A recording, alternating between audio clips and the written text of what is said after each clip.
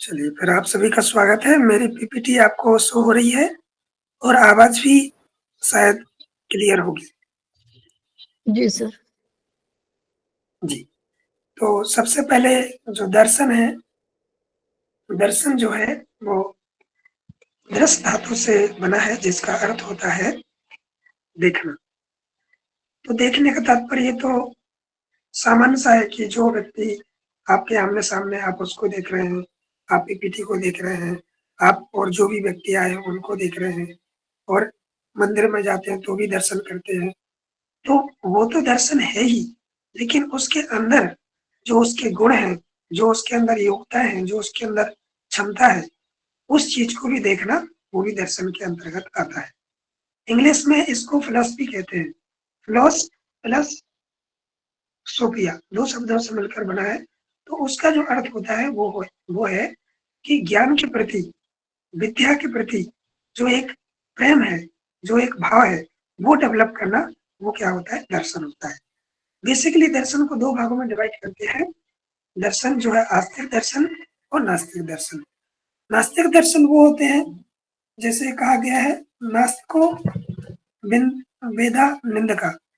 जो दर्शन वेदों की निंदा करते हैं या वेदों की प्रामाणिकता को स्वीकार नहीं करते हैं, वो नास्तिक दर्शन है। और जो वेदों की प्रामाणिकता को स्वीकार करते हैं, वेदों को मानते हैं, वो आस्तिक दर्शन है। तो आस्तिक दर्शन के अंतर्गत आपके 6 दर्शन आते हैं जिनको षड दर्शन कहते हैं।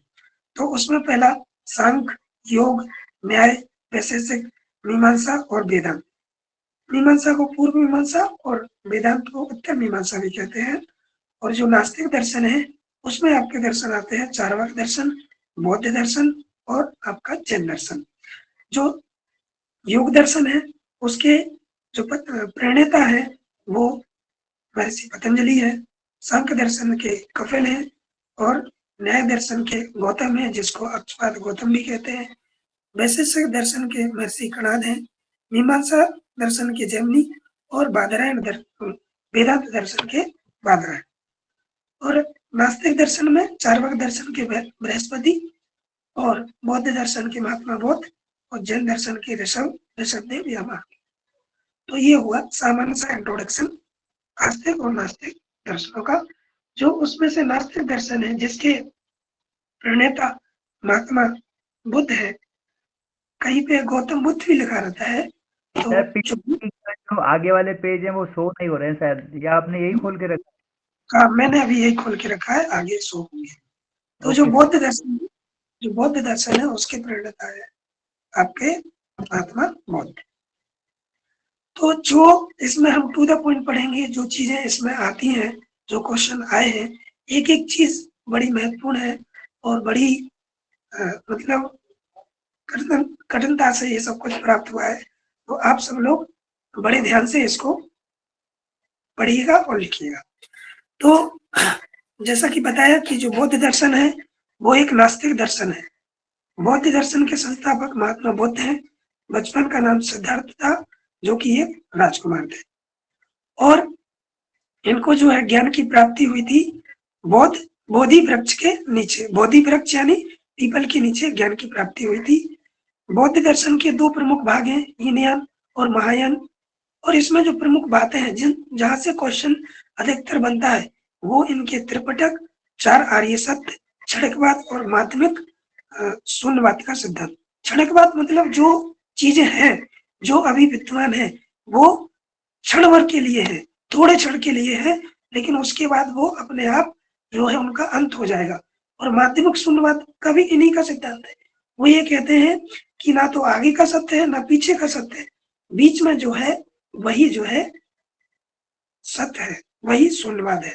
तो ये इनके प्रमुख सिद्धांत है। ठीक है, आगे बढ़े।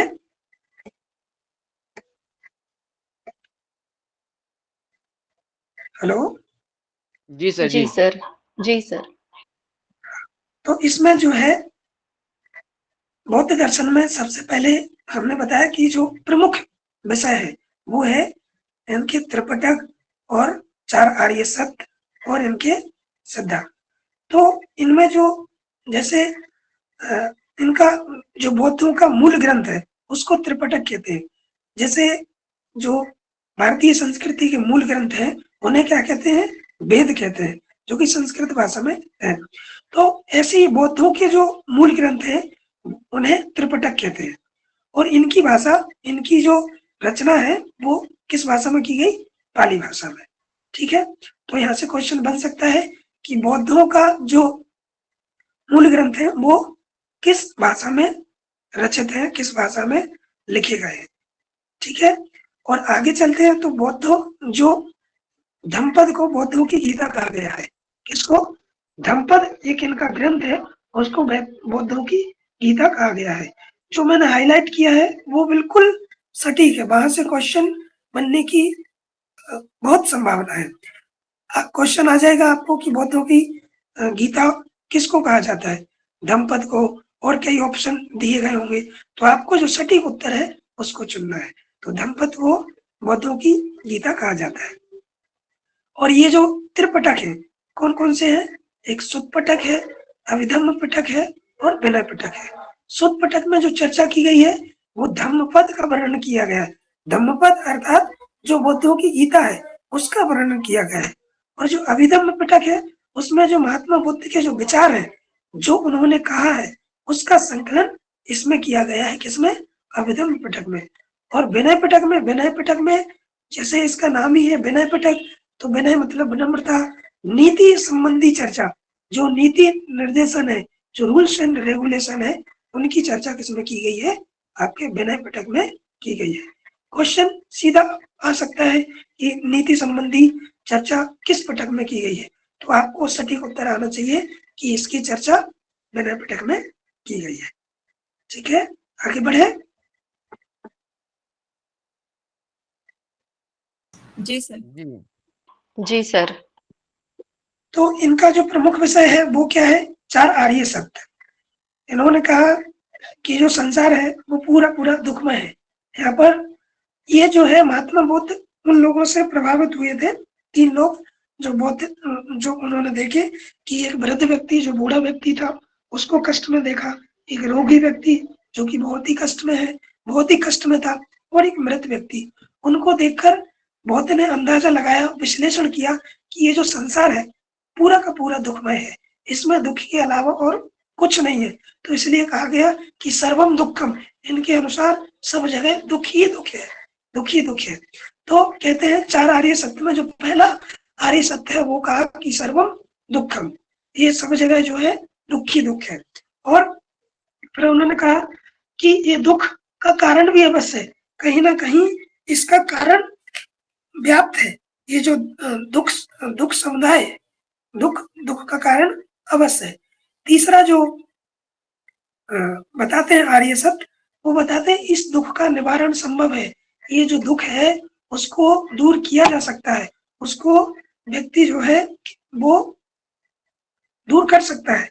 तो वो दुख का निरोध कर सकता है, दुख का निरोध कर सकता है ना। तो इसमें पहले सर्वम दुखम, फिर दुख समुदाय, फिर है दुख निरोध, अर्थात दुख का दूर भी किया जा सकता है, दुख को रोका भी जा सकता है। और चौथा जो आर्य सत्य है वो क्या है? दुख निवारण का मार्ग, यानी जो दुख निरोध का मार्ग, इसको अष्टांगिक मार्ग कहते हैं। मतलब जो अष्टांगिक मार्ग है उस पर चलकर जो उपयुक्त जो दुख है उसका निवारण किया जा सकता है। तो ये जो इसको अष्टांगिक मार्ग कहते हैं, कभी कभी विचलित हो जाते हैं, भ्रम हो जाता है कि अष्टांगिक मार्ग ही अष्टांग योग है। तो बौद्धों का अष्टांगिक मार्ग आगे अभी हम जो पढ़ेंगे वो है, लेकिन जो अष्टांग योग है वो पतंजलि योग सूत्र का कॉन्सेप्ट है, जिसमें यम नियम आसन प्राणायाम प्रत्याहार धारणा ध्यान समाधि होता है। लेकिन इसमें और अलग ही है जो आप आगे पढ़ेंगे, सम्यक दृष्टि, सम्यक संकल्प, वाक्य इत्यादि वो। तो ये 4 समुदाय आपको समझ में आया। आगे बढ़ते हैं, आगे बढ़े। जी सर। आगे पहला जो दुख है वो पहला जो मतलब आर्य सत्य है, आर्य सत्य, इसको भी थोड़ा थोड़ा और समझते हैं कि जो पहला सत्य है, पहला जो आर्य सत्य है वो क्या है? दुख है, सर्वम दुखम, संसार जो है दुखमय है, जन्म से लेकर मृत्यु तक। जन्म हुआ तो भी रोते हुए बिलबिलाते हुए आया, और जो जिंदगी है उसमें हमेशा जो व्यक्ति है वो दुखी दुख लेता रहता है, सुनाता रहता है, अपने दुख दूसरे व्यक्ति को हमेशा सुनाता रहता है। और जो उसकी मृत्यु होती है वो भी दुखमय होती है, मतलब उसको पछतावा रहता है कि हमने ये नहीं कर पाया और जीना चाहिए। तो जो अंत में जो मृत्यु पर्यंत तक उसको दुख ही दुख भोगना पड़ता है। और दुख का सबसे बड़ा कारण जन्म ही है। अगर जन्म नहीं लिए होते तो दुख होता ही नहीं। तो इसके अनुसार पूछा जा सकता है कि बौद्ध दर्शन के अनुसार दुख का सबसे बड़ा कारण क्या है, तो जन्म है। और उदाहरण और भी दे दे कि भव है, जन्म है, जाति है, तो क्या है, तो ये जन्म जो है दुख का सबसे बड़ा कारण है। किसके अनुसार? बौद्ध दर्शन के अनुसार या बौद्धों के मत के अनुसार। ठीक है, आगे बढ़ते हैं। दूसरा आर्य सत्य क्या है? दुख समुदाय। जो दुख है उसका कारण भी कुछ है, तो उसका कारण क्या है वो इस दुख समुदाय के अंतर्गत बताया गया है। तो दुख का कारण को ही दुख समुदाय कहते हैं। इसे प्रत्युत समुत्पाद के नाम से भी जाना जाता है। इसको दो भागों में डिवाइड किया गया। प्रत्युत मतलब किसी वस्तु की उपस्थिति होने से, और समुत्पाद मतलब किसी अन्य वस्तु के उत्पत्ति होने से। अर्थात किसी एक वस्तु के उपस्थिति होने पर अन्य वस्तु का उत्पन्न होना, ये क्या है? प्रत्युत समुत्पाद है। अर्थात जैसे दूध है, दूध के बाद अन्य वस्तु उत्पन्न हो जाएगी, दही बन जाएगा, है ना? दही से फिर मक्खन बन जाएगा। तो एक वस्तु है, तभी वो जो है दूसरी वस्तु की उत्पत्ति हो रही है। तो ये क्या है? प्रत्युत समुत्पाद है। इसको भाव चक्र भी कहते हैं, धर्म चक्र कहते हैं, द्वादश निदान कहते हैं, जन्म मरण चक्र भी कहते हैं। और जो आपका प्रत्युत समुत्पाद है, इसका वर्णन आपके जो शिव संहिता है उसके 5वें पटल में भी इसका वर्णन किया गया है। अगर आप हठ योग ग्रंथों का अध्ययन कर रहे होंगे तो 5वें जो शिव संहिता है उसके 5वें पटल में भी इसका वर्णन किया गया है। तो ये जो द्वादश निदान पंचक है, धर्म चक्र है, भाव चक्र है, जन्म मरण का चक्र है, ये किसको कहते हैं? प्रत्युत समुत्पाद को कहते हैं। और इनमें से क्वेश्चन कैसे बने कि द्वादश निदान पंचक द्वादश निदान के अंतर्गत आते हैं, तो उनमें से किसी 3 को दे दिया, किसी 2 को दे दिया, ABC में जमाने को कह दिया।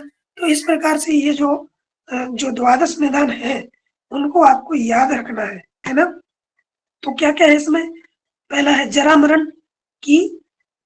मरण फिर आगे इसको और आगे हम पढ़ेंगे एक एक से। दूसरा है तृष्णा मतलब पाने की इच्छा। षडायतन 5 ज्ञानेंद्रिय और मन। वेदना जो है किसी वेदन मतलब जो किसी को स्पर्श करके जो पीड़ा सहन करते हैं वो वेदना। जाति यानी जन्म लेना, ये डबल बार हो गया है। इसमें आगे देखेंगे क्या है इसके आगे। नाम रूप और संस्कार और उपादान कारण और स्पर्श, विज्ञान और अविद्या, ये इनमें से एक मिसिंग है, उसको आगे देखेंगे। तो ये पूरे क्या है? द्वादश निदान है, आगे की स्लाइड में दिया हुआ है। पहला जाति जरा मरण, दूसरा जाति भाव उपादान और तृष्णा वेदना स्पर्श, और षडायतन नाम रूप विज्ञान संस्कार और अविद्या। तो उसमें एक को जो है वो करेक्ट कर लेंगे। 6 नंबर पे होना चाहिए वेदना, 4 नंबर पे आपका रहेगा उपादान, है ना? तो उसको आप उस दृष्टि से लिखिएगा, उस दृष्टि से समझिएगा। तो जरा मरण है। मेरी वॉइस क्लियर है? आप सब समझ पा रहे हैं, सुन पा रहे हैं? जी जी सर। तो जो जरा मरण है वो क्या है? जो वृद्धावस्था है उसको जरा कहते हैं, और मरण को क्या कहते हैं? मरण क्या है? मृत्यु। वो दोनों ही, जरा मरण क्या है? मृत्यु स्वरूप, ये दुख स्वरूप है। दोनों मतलब जन्म लेना और मृत्यु होना, दोनों ही दुख स्वरूप है। आगे बताइए कि जाति, दुख का कारण जाति यानी जन्म लेना है। अगर जन्म ही नहीं लेते तो दुख नहीं होता। और भव मतलब जन्म लेने की प्रवृत्ति, मतलब कि जन्म हुआ तो वो भव के कारण से हुआ, भव के कारण से हुआ, तो वो क्या है, जन्म लेने की प्रवृत्ति। उपादान क्या है, संसारिक वस्तुओं में आसक्त रहने की चाह, आसक्त रहने की चाह, मतलब कि जो वस्तुएं संसार की है उनमें आसक्ति, आसक्त रहना चाहते हैं, उनको प्राप्त करने की चाह है। एक वस्तु प्राप्त हो गई फिर दूसरी वस्तु को प्राप्त करने की चाह, चाह ऐसी है कि ये कभी समाप्ति नहीं होती। आसक्ति, एक बार किसी किसी महापुरुष ने कहा कि आसक्ति आ तो सकती है पर जा नहीं सकती। तो एक बार अगर आ गई तो वो फिर आ गई तो फिर वो दुख ही दुख लेकर आएगी। तो ये भी क्या है, दुख का कारण है। ये दुख के जितने, ये दोनों, ये 12 के 12 जो है ये दुख के कारण है, एक एक का कारण विद्यमान है। तृष्णा, तृष्णा मतलब कि भौतिक पदार्थों को पाने की चाह, कि आपने एक वस्तु प्राप्त कर ली फिर दूसरी प्राप्त करना है। आपने मोटरसाइकिल ले ली, 4 व्हीलर लेना है, 4 व्हीलर ले ली फिर वो 4 व्हीलर में भी अच्छी अच्छी प्रकार की 4 व्हीलर लेना है आपको। तो जो भौतिक पदार्थों को चाहने की पाए है वो भी आपका दुख का कारण है। वेदना मतलब इंद्रियों से, इंद्रिय अनुभूति ही वेदना है। इंद्रियों से जो अनुभव किया, इंद्रियों से जो जान लिया, उसके उसके कारण भी क्या होता है, वेदना होती है। वो वेदना है, उसके कारण भी दुख होता है। ज्यादा स्पीड तेज तो नहीं हो रही है, मतलब स्पीड सही है कि और धीरे धीरे पढ़े? हाँ सर सही है सर, ये सीक्वेंस में याद करने पड़ेंगे सारे के सारे। हाँ बिल्कुल बिल्कुल, सीक्वेंस में याद करना पड़ेगा, क्योंकि ये सीक्वेंस भी पूछ सकते हैं कि जरा से लेके मृत्यु तक के बीच के पार्ट को बताइए सीक्वेंस में। और भी वो जब हम क्वेश्चन देखेंगे तो आपको आ जाएगा कि किस प्रकार से सीक्वेंस वाइज क्वेश्चन आ सकता है। ठीक है, तो स्पर्श आगे बताया कि स्पर्श, स्पर्श क्या है, इंद्रियों का विषयों से संपर्क होना, ये स्पर्श है। और षडायतन के अंतर्गत 5 ज्ञानेंद्रियां और मन। 5 ज्ञानेंद्रियों में आपके क्या आता है, आपका आंख, नाक, कान, मुंह और सोचा त्वचा। तो ये आपकी ज्ञान इंद्रिया, जिनसे आप ज्ञान करते हैं उनको ज्ञान इंद्रिया कहते हैं। और उनके साथ में मन भी जुड़ा हुआ है तो इसको क्या कहते हैं, षडायतन। और ये नाम रूप कहते हैं शरीर को। ठीक है, और विज्ञान जो है व्यवस्थित क्रम, व्यवस्थित जो व्यवस्थित ज्ञान है वो विज्ञान होता है। संस्कार मतलब व्यवस्थित करना। और अविद्या, ज्ञान का जो अभाव है उसको अविद्या कहते हैं। और ये जो दुख समुदाय है, जो द्वादश द्वादश पंचक द्वादश निदान है, उनका जो मूल कारण है वो क्या है, आपकी अविद्या है। क्या है, अविद्या है। तो ये समझ में आए, जो जन्म है, जन्म मरण दुख है, और जन्म मरण का कारण जाति है, और जाति का कारण भव है, भव का कारण उपादान है, और उपादान किसके कारण से होती है, तृष्णा का कारण, उपादान का कारण तृष्णा है, तृष्णा का कारण वेदना है, और वेदना का कारण स्पर्श, स्पर्श का कारण षडायतन, षडायतन का कारण नाम रूप है ना, और नाम रूप का कारण विज्ञान, विज्ञान का कारण संस्कार, और संस्कार का कारण अविद्या। अविद्या जो है इसका मूल कारण है, किसका, द्वादन द्वादश निदान का, धर्म चक्र का, भाव चक्र का, जन्म मरण चक्र का। ठीक है, तो ये आपको ऐसे भी क्वेश्चन आ सकता है कि वेदना किसका कारण है ना। तो वेदना किसका कारण है, वेदना वेदना स्पर्श का कारण है, षडायन का, षडायतन का। हाँ षडायतन का भी, और वेदना स्पर्श का भी कारण। इसको क्रम से याद रखेंगे तो स्पर्श षडायतन का कारण है, और नाम रूप जो षडायतन है वो नाम रूप का कारण है। इनका मूल कारण क्या है, अविद्या है। ठीक है, तो ये दुख समुदाय आपको समझ में आया होगा।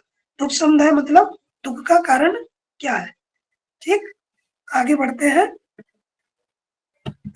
आगे जो है कि उसका निरोध कैसे किया जा सकता है।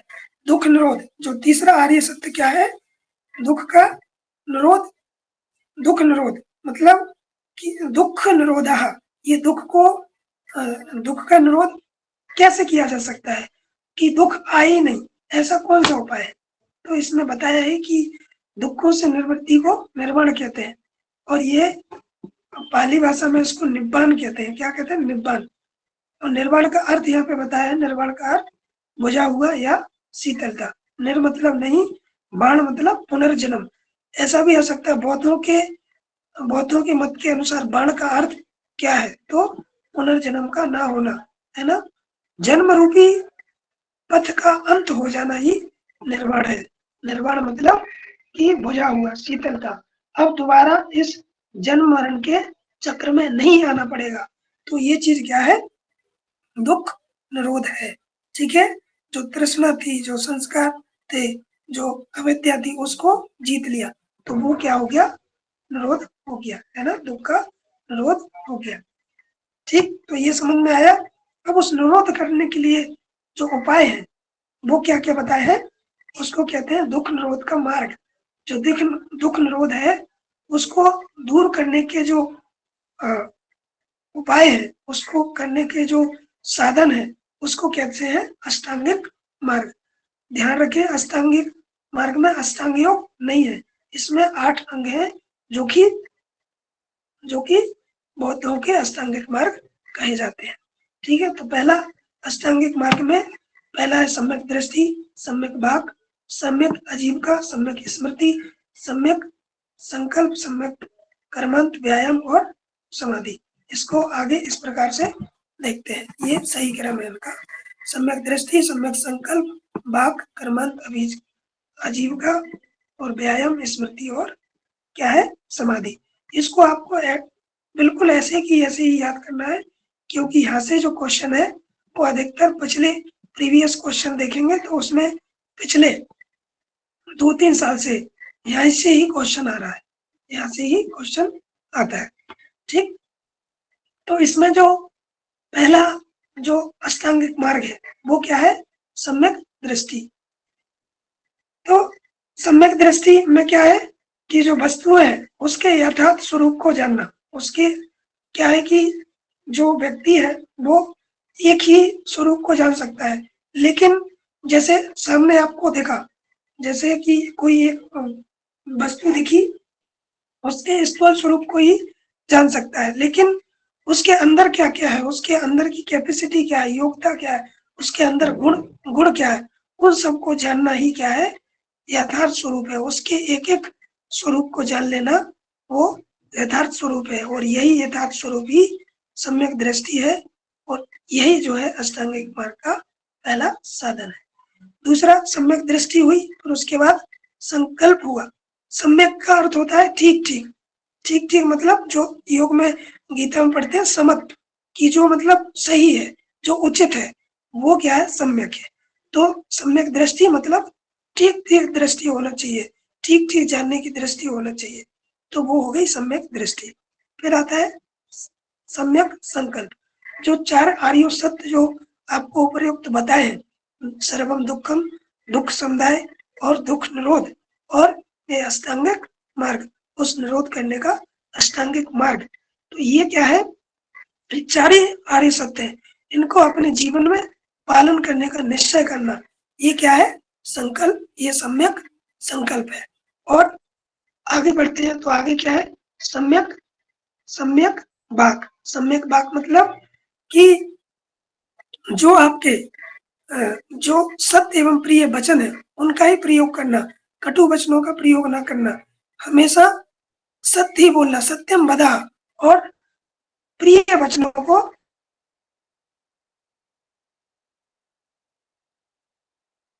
बोलना। तो ये क्या है, सम्यक वाक। ठीक, कर्मांत, बुरे कर्मों को त्याग कर अच्छे कर्मों को करना, अच्छे कर्म करना, ये क्या है, सम्यक कर्मांत। तो इनसे क्या होगा, दुख नहीं होगा। अच्छे कर्म करेंगे तो, बुरे कर्मों को त्याग कर श्रेष्ठ कर्म करेंगे तो दुख नहीं होगा। तो सम्यक कर्मांत। और जो 5वां जो अष्टांगिक मार्ग आता है वो है सम्यक आजीविका। जो जीवन है उसको ईमानदारी से व्यतीत करना, ईमानदारी से जीविकोपार्जन करना, मतलब जीवित रहने के लिए जो धन का अर्जन करना है वो ईमानदारी से करना चाहिए, है ना। तो ये वो अगर ईमानदारी से करेंगे और जीविकोपार्जन तो दुख नहीं होगा, है ना। तो इसलिए ये जीविकोपार्जन सम्यक आजीविका। आगे का जो है वो है सम्यक व्यायाम। उत्तम भावों को बनाए रखने का जो प्रयास है वो व्यायाम है।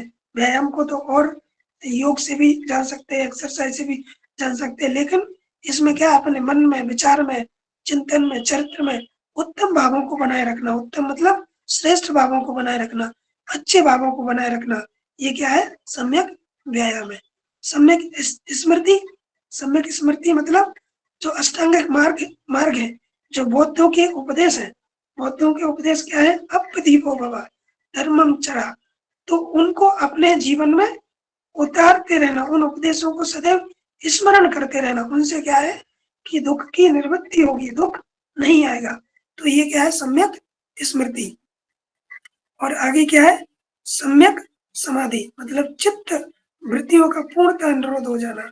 जो चित्त की वृत्तियां हैं उनका पूरी तरह से रुक जाना, वो उनमें कोई तरंगे ना उठे, उनमें कोई विचार ना आए, तब की स्थिति जो होती है वो जो चित्त वृत्तियों का निरोध हो जाए, तो उसको क्या कहते हैं, सम्यक समाधि कहते हैं। तो ये पूरा पूरा ये आपका अष्टांगिक मार्ग हो गया। ठीक, मुझे लगता है समझ में आया होगा। तो यहाँ से इनको क्रम में जमाने को आ जाता है, तो ये आपको क्रम से याद रखना है।